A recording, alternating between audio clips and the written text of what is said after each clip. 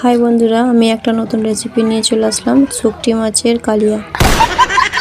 দেখুন, এই না কাতলা মাছের কালিয়া ফুল হয়ে গেছে। তো প্রথমে পিস পিস করে কাতলা মাছগুলো কেটে নিয়েছি, সবজি দিয়েছি,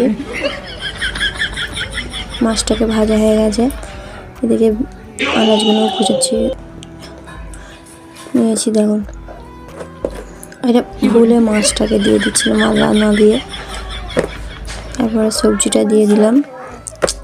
ভুলই হয়ে যাচ্ছে দেখুন। খালে টমেটো এদিকে দিয়ে দিয়েছি, দিয়ে হালকা করে মশলা দিয়ে দিয়েছি, দিয়ে নুন অ্যাড করে দিয়েছি, এখন গরম মশলা দিচ্ছিলাম, দিয়ে ভালো করে কষে নিয়ে জলটাকে আজকে ধনে পাতা দিয়ে চাপা দিয়ে দিলাম।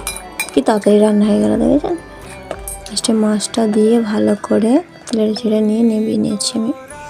তো দেখুন রেসিপিটা কত সুন্দর হয়েছে, এই দেখুন।